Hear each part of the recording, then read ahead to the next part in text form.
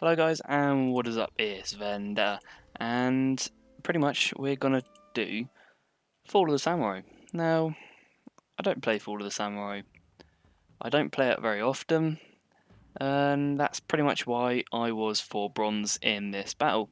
But Big DM, he was a 10 bronze, and I was kind of feeling like, yeah, this is not going to be good because, you know, it's really hard to Fall of the Samurai because it kind of, I mean, RTSs, of course, it comes down to stats, unit composition, all that kind of good stuff, which we RTS players love. Now, the stats really do impact the game heavily, but it's how you use those stats, kind of thinking at it from a very mechanic level. But, the stats are going to be obviously very different. Fall of the Samurai, I think the stats matter even more so than in Shogun because, really, if someone's got an insane reload skill, then they're just going to chop you down really easily. If they've got a further range than you, they're going to chop you down easily. I think it's a lot more prevalent in Fall of the Samurai than it is in Shogun 2. But this is a good battle, I thought, so I thought I'd show it. And I do have some more Fall of the Samurai. I've got some 2v2s to show, which have been very, very good 2v2s, very hard-earned 2v2 gameplay.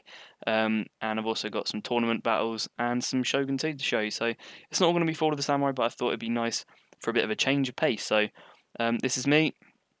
Should have my general in here somewhere. Don't even know where. Oh, there he is. But for some reason, it kind of glitches out and puts my older general, Captain Cabinet, there. But my general is actually called Captain J Cabinet. So the army that I have brung today, I've bought, I think it's 4 white bear up front. I don't think any of these guys are veterans, so they're all vanilla. We then also got 2 spear levy behind them, and then I've gone for a very cav heavy build. So I've got I think it's 1, 2, 3, 4 Yariki, and then I've got 2 carbine cavs, so I'm going to be fielding some dick units. I hate gun cav to the core, but I think I collapsed, and my man of principle honor seems to have just dissipated, and I decided, you know what, I'm just going to bring a dick unit because he is about 6 levels ahead of me. So Big DM, what's he going to be fielding, you wonder? Well, he's got some black bear, he's got some red bear, he's got 2 of those guys, and then he's got United States Marine, obviously an elite unit, they're going to be very hard to chop down. He's then also got a carbine cav, some good stats, and I think that's 2 Yariki. This Yariki's got 19 melee attack, and I think that's kind of all he brings. I will probably be disproven sooner or later. We're also going to be fighting over the Sword Dojo and the Archery Dojo, and of course the Archery Dojo is the key contestant, basically. You want this in any Fall of the Samurai battle. And let's see if he has got any different army units. I don't think he has. But it's a very interesting choice. I'm not exactly sure what he's done with his general, whether you can't really rank them up or anything, but I'm not entirely sure. All the faces and everything look horrible now because I have put this down to only high settings because I would just want a nice smoother FPS. The only settings I don't ever have my game on is normally the anti-aliasing. I normally switch that off, but everything else is normally an ultra, everything ticked. But to get a nice smooth frame rate, I thought, you know what, I'm just going to put it down to high, just for the lols. But got an interesting tactic here, so I have kind of gone pretty cav heavy. I've got 4 Yari key units here. They're all vanilla, so they've all got pretty crap. Oh no, there's this one over here which is not vanilla. He's got 13 melee attack, which is good. That's what I do like about Fall of the Samurai, is that their units have got a very they just generally have very more higher stats, if you like. So Katana Kachi, for example, 15 melee attack compared to a Katana Samurai. In Shogun 2, it's only got 12.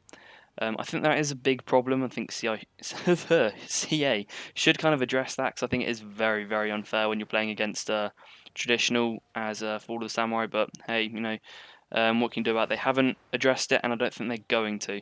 So here we go. We're going to kick things off. Now, I'm not in the best position. You always want the most long extended line because for some stupid reason, they don't really fire from the second rank unless there are people dead in the first rank, and that's when you begin to get people firing. And then you do obviously get this Tosa shuffle as they're going to be shuffling on down, and they are getting their asses handed to them, these white bear infantry. And but the good thing is that I keep all my guys in the forest, and this is always what you want to do.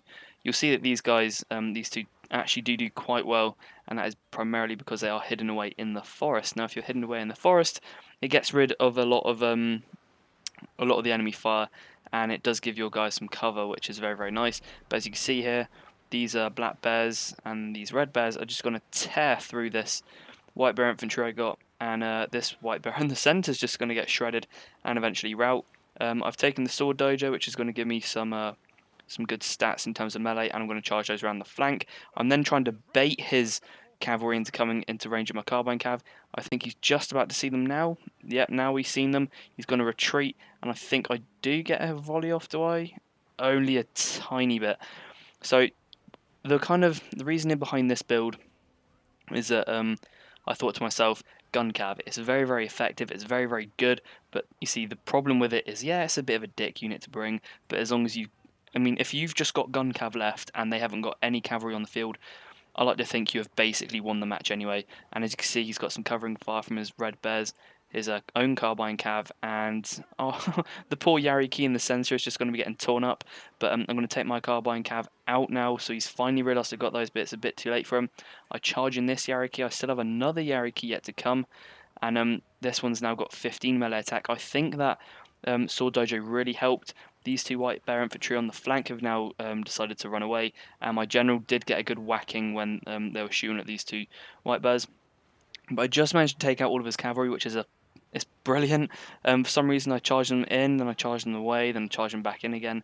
I'm not entirely sure, but I do eventually manage to trap his carbine cav. He probably should have taken those guys away. I think I will be taking these guys around the flank and slowly hitting them, trying to avoid these black bear infantry. And I'm going to run my carbine cav away, so that's a good trade-off for me. You may not think it, you may be thinking, Vendetta, this is awful. You know, you've basically just lost two white bear infantry. You know, this one's not looking too well. You've lost 3 cav to his 2, but you have to remember his cav was vetted up quite heavily.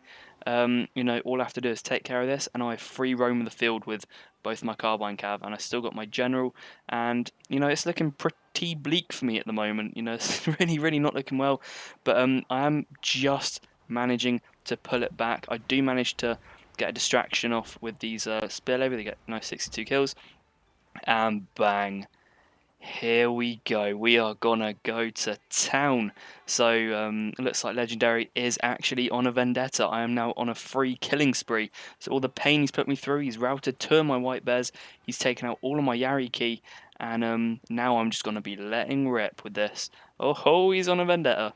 He is on a vendetta, and as I said earlier, you know, these guys are in forest. They've been, you know, they're getting fired at by about 4 different units. They've only lost 30 men, and they've got 128 kills. That just demonstrates how good it is to have your guys in a forest. Now, I don't know what my general's doing. He should really be up here. I take the spear levy just behind in case his general decides to do anything fancy and just charge around the back. I'm not sure why his general isn't. I'm not entirely sure why he hasn't skilled anything up. Maybe, just maybe, if you skill your general up, he does get more expensive in terms of like the skill points. With, I don't know, your normal veterans, obviously they increase in Koki, but I'm not sure if he actually skilled anything up to avoid cost. But you know, he begins to do an orbital bombardment. Oh, holy Christ! I don't think they quite got spaceships just yet, Vendetta. Anyway, but he's got some naval bombardments. He's going to call that in. My units in the centre are winning decisively. I do manage to take around my carbine cav around the flank, and then my Captain J Cabinet is still at the back there, but you know, all I have to do is take his general out and then get a nice clean back charge, and I should be able to win this. But you have to remember, he has still got 4 of those line infantry units left, and his United States Marines, who unfortunately from has only got 39. But oh my god, we get a lovely volley off there, both carbine calves, absolutely decimating Disruptor here. And you know, his general is going to be the only one to run off, and I do get a pretty painful slap in the face there by those United States Marines, but in all honesty, the damage is done. These guys have had their backs turned, and now I can just charge in the Yariki to basically scare his general away here. I think he's going to die. I'm not entirely sure. And then, you know, his cavalry over here can then just go off and die as well. I'm not really sure what's more concerning, whether your general runs away or whether he dies. I think I'd rather he died than ran away, because then at least don't. At least then you know that he didn't abandon you. But as you can see, I still have these 2 carbine cav here, playing a very decisive role in the battle. And then these white bears are just going to be mopping up. And these carbine cav are. So, you know what? I actually really enjoyed that match. I really, really did. And it's very good managing to stick it to a 10 bronze when I'm a 4 bronze. That's probably the main highlight, and that is probably why I love this battle so much.